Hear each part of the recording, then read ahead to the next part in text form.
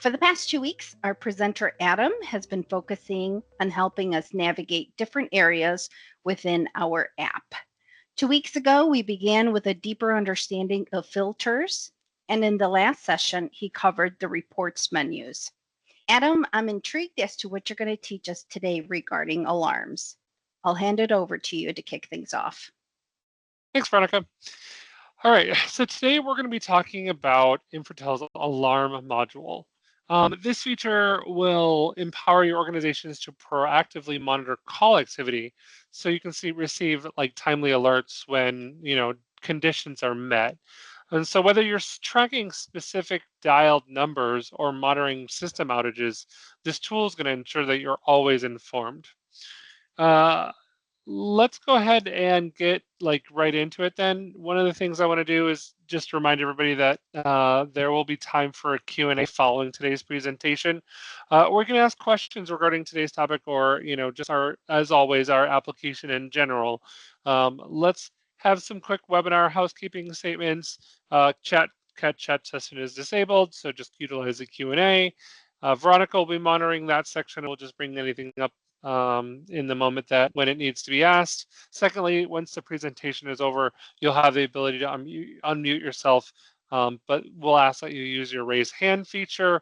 And then lastly, we will be recording this presentation so that you can review the content later, but we're going to keep in mind that the Q&A session will remain unrecorded for your comfort. So as always, thanks so much for being here, everybody, and let's go ahead and get started. So I'm going to go ahead and jump into, I'm going to go ahead and go into the portal.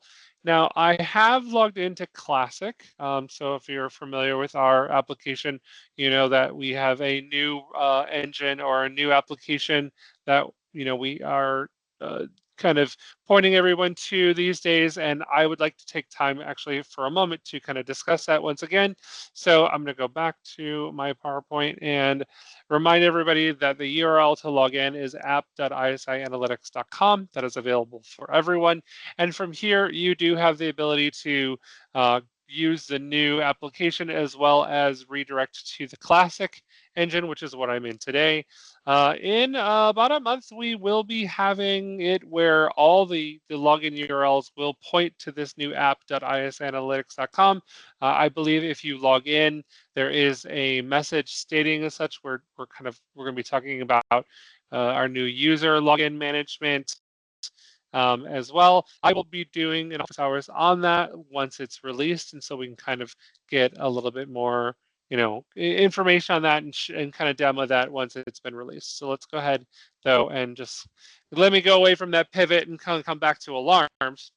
So once you're in the product and you've navigated back to our classic product, which is what you're seeing here today, we're going to go to administration and then alarms. And give it a moment. It looks like, there we go, administration and alarms. So that's where you'll go to configure the alarms modules. Now, the thing that I'll say is if you're logging in and you're following along with me here today and you're like, hey, Adam, I don't see the alarms module or administration here. I don't have those options. It is a security feature for you to be able to configure these. So if you don't have that, and you're following along and you see the benefits of these and you want to, get access to this, you'll want to reach out to your administrator to say, hey, can I get access to the module? And then they would have to approve you. Okay. Otherwise, just a standard report user would not see these, just administrators. So you can see once I've logged in and I've gone to the alarm definitions, we actually already have quite a few. Now, this is our demo system. So I do have some demo alarms set up for the system, but we're going to go through these and kind of, well, not through these per se, that would be kind of silly to go through all these, but we're going to go through the different types of alarms that are configured here. And so the question is, the first thing that I want to start with is what kind of alarms can I define within the product? The first glance you would take would be the plus symbol here, and you can see all the ones that you can add. So like the data CDRs and the no-CDRs, okay? What I want to do is actually come back and let's talk about the types of alarms. So call-based. These alarms are triggered by specific call characteristics or patterns that you're defining, whether that be like long duration calls or like account codes, if you're still using account codes, um, short, like when, monitoring different like trunk groups or something like that, or hunt groups, those kind of call-based triggers, all right? The next type of alarm is going to be your frequently dialed. This alarm activates when the same number is dialed repeatedly within a short time frame, and that could be inbound or outbound. And then the last alarm is the no-CDR alarm. Now, I know that from an ISI standpoint, we are very interested in the no-CDR alarm because that helps us notify when there's no call records being received from a data source within a certain time frame. And so this kind of alerts us to any kind of down system, that kind of stuff. I do see some users using it for their own, infrastructure to be able to be notified when, like, say, systems aren't sending data, but it's primarily usually just set up for our team and our environment to be notified. But you'll see that in a minute. So let's go ahead and switch back, and let's talk about the first one. Let's talk about a call-based alarm. So we're going to click on that, and you're going to get some configurations. Now, if you followed along with me with a lot of my other office hours and calls, you're going to see that constraints is here, and that's pretty solid within our product. You're always going to see constraints in many, many, many of our applications, whether it's constraints, whether it's filters, whatever you want to call it. This is where you're querying what it is that you're wanting to see. What are you capturing? What kind of information are you looking for? And so the constraints let's just start out. I know it comes standard with these two, but I'm going to remove them just to kind of clear the list. Right now it says, what days of the week are you watching, including holidays? And then what time frame are you watching for specific call-based alarms, right? So you can select, maybe you don't want to look at the weekends, maybe you're just wanting a Monday through Friday, and no holidays kind of an alarm. Maybe you only want between 8 a.m. and 5 p.m., that kind of alarm, right? And so you have the ability to add those constraints in, and then you can kind of narrow down what else you want to see. So looking at these, you're going to see a lot of very familiar constraints that are utilized in our product, whether it's in reporting, whether it's in widgets, in dashboards, call expiration, all kinds of different scenarios where it asks for constraints. Some of the more favorite ones and examples that I would use would be like, all right, let's do a call type alarm, because I would like to see every international call that's made out of my phone system. I want to be notified of that situation, and that could be any day of the week or any time of the day. So international calls altogether. You could say you want to see any outbound calls, so local, long distance, international, info assist, and toll free. And then we can add in a secondary constraint to say, I want to see any of those calls that are greater. So let's go ahead and do that, greater than 1 hour. So if we have calls that are outbound that are over 1 hour, we want to be notified of that, right? And so right now this is saying Monday through Friday, any time of the day.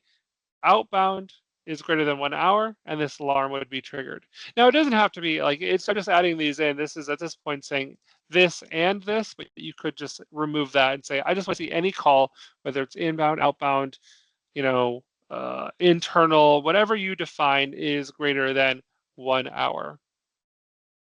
Moving along, I mean, you also can define it by data source. So if you only want to do, you're only looking at one of your data sources, maybe you're looking up a series of devices that you want to monitor, or maybe a series of extensions that you want to monitor. Here's that hunt group. If you want to do a specific hunt group numbers, maybe you have an emergency hunt group that you are wanting to monitor, and anytime that hunt group has been, used, you're going to be notified that that's happening. Let's see, what else could I add in here? I have a lot of different scenarios. You can technically do it on jitter and latency. That is also an option. Packet loss as well. So if you're looking for that quality of service metric, you can use it for those. Trunks, specific trunks that you're wanting to monitor. And the one that I get a lot is phone number. Phone number is a big one. Actually, phone number and extension are probably some of the bigger ones. Phone number they utilize for, like, say, an external phone number, whether it's inbound or outbound. This could be a um, what's the word I'm looking for? I am losing my thought. Um, Not malicious. There is you're getting kind of a caller that's calling in that is harassment. This is a harassment style alarm. You have a number that is calling in an abuse. That's the word I was looking for. You have an abuse situation where callers are calling in, abusing, by calling and harassing your different employees, and you need to be notified anytime those events happen. You can enter in a phone number once you've identified it, and then alerts will come to you once those events happen. Same thing with extension. If you've got a specific extension that is maybe an emergency line, I've even seen things such as like elevator phones that have been entered in as examples to be alerted on for those types of environments. Okay. And so once you have put in your constraints and you've defined it within here, this is when you're going to go to the setup.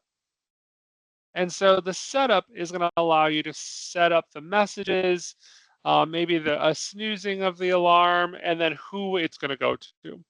So let's go ahead and create a message first. So let's say that this was an abuse style alert that you've created.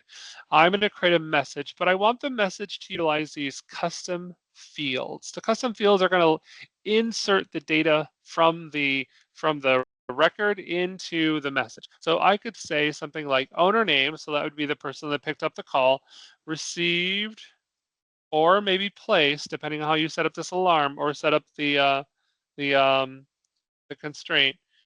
Received or placed a call at extension, and then we're going to add in extension from phone number, adding in phone number as a custom field for a duration of, and then add in duration. So there's all these custom fields that will be able to be plugged into the alert so that this message that gets sent to the user will be filled out with, like, say, uh, Amy Vicencio received a place at extension 1234 from phone number, 407-399-6888 for a duration of 12 minutes.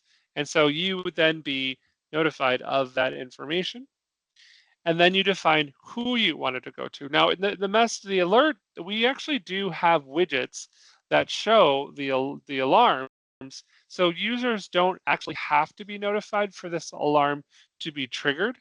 But in order to see that information in a timely manner, you're going to want to add an email or a text message or a phone number in that regards. So the plus symbol here allows you to add new people. You could use the existing people. So if you're like, Adam needs to be notified, let's go ahead and throw him in here. Maybe Matt needs to be notified.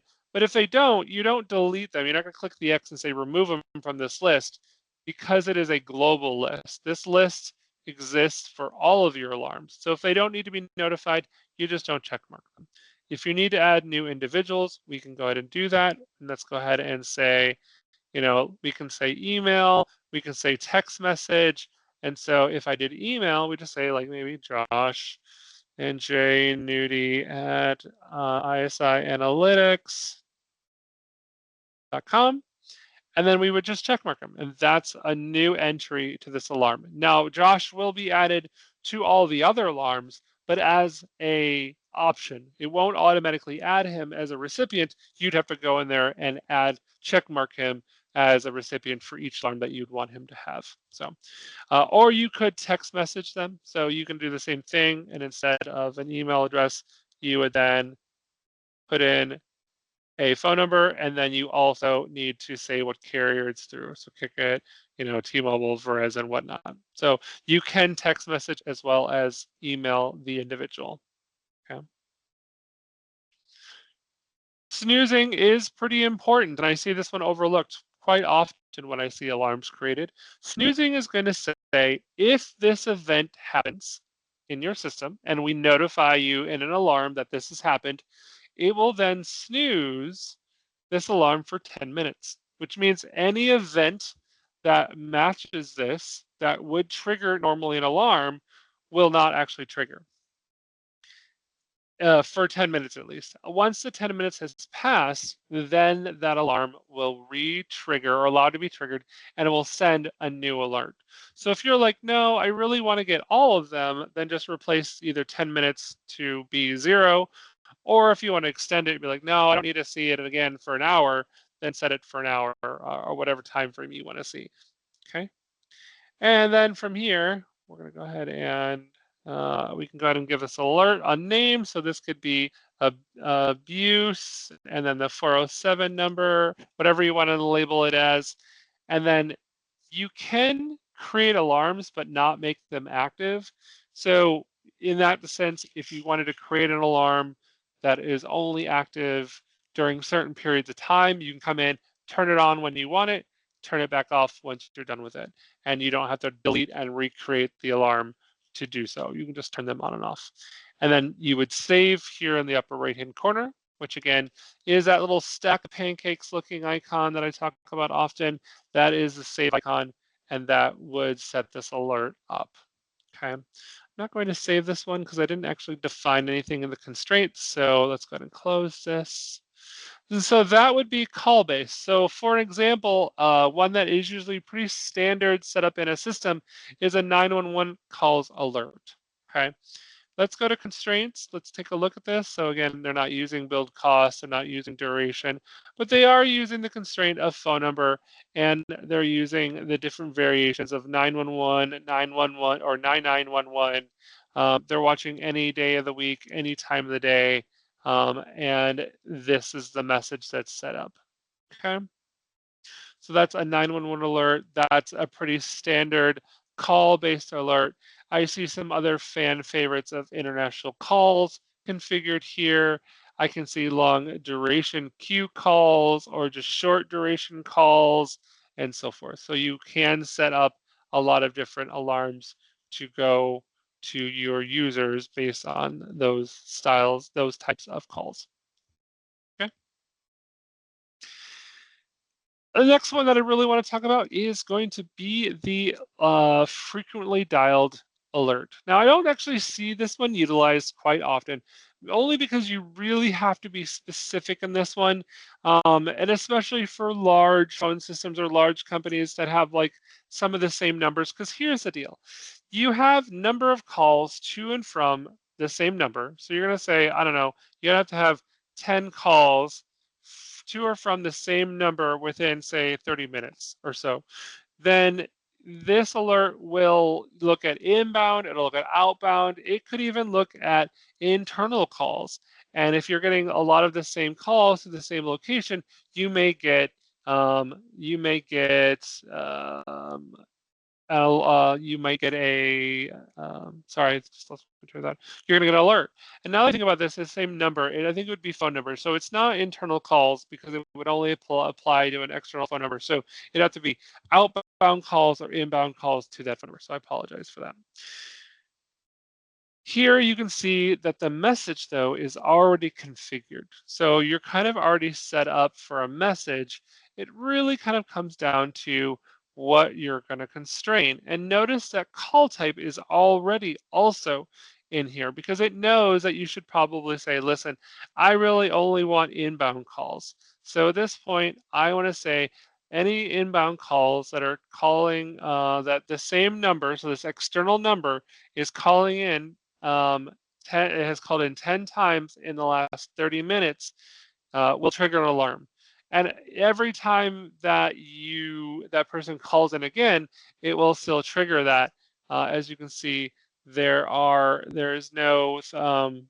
the word I'm looking for. There's no threshold number. There's no snooze, a little new snoozing of this. So if it triggers, it's going to continue to trigger, especially if it's still within 10 calls in the last 30 minutes. So it's like rolling, if it gets to 30 minutes and you're down to 20, then it won't, or 5, then it won't trigger. It would only trigger if you're still hitting that 10 mark every time that the new number calls in. Okay. You can constrain out some additional things. You'll see that the constraints are very simplified here. So you could limit it on a data source. You can totally limit it on a specific number. So if you're noticing that a specific number is called, you want to really narrow it down that only these numbers are applied, and if this number is called in more than your set amount of times over the period, that would trigger it. So you can kind of narrow down how often this alert triggers, because kind of if you set this alert up, you probably want to set it up without emailing or texting anybody first, just to see how often it triggers. Because if it is mistakenly made and you have a lot of calls to, say, from a very specific number that calls in over and over and over again, you might get a million alarms, and it might be sent to, say, Matt, because that's who you wanted to go to, and suddenly Matt's like, hey, I'm getting an alert from ISI probably every 30 seconds to the main line. That's like I don't know, let's say an insurance company that always calls to your different branches. Then they're going to get like a gazillion emails, and it'll just blow up their inbox. So you'll probably want to test it first by just turning it on without emailing anybody and looking at that alarm to see how often you're getting alerts for this alarm. Okay. Again, create a name for it, make it active, or deactivate it, whatever you want to do. And then again, the save icon here, which I don't have the name, so let's put Adam's alarm. The save icon shows up here in the upper hand corner. Okay. All right, let's close that out. And again, the next one I would talk about is the No-CDR alarm. Now you'll notice here that there's 3 of them. There's data source, facility, and hunt group. Okay, so you do have the ability to set it up blanket, like an entire data source. If you wanted to create a No-CDR alarm, this one is going to specifically just look at, say, like your Cisco cluster 2. Anytime the Cisco cluster 2 stops receiving CDR, within, say, a specific days of the week, within a specific time frame, and the duration from the last CDR received, say it being 3 hours, it's going to trigger this alarm. And then again, you'll probably want to create a message that states as such. So you're going to say data source has not received any CDR for 6 hours or 3 hours. And then you can say who you want it to go to, right? And so this one's going to watch just the data source. So if we're not getting data from the data source, that would be something that you would want to be notified on. But if you wanted to go kind of more in depth, let's say that you have, I don't know, say one of your clusters has one of the subscribers, and it's notorious for like having hiccups. And that we're getting CDR from them, but maybe not from every single facility, or what that means is like a specific trunk group. You could also watch that.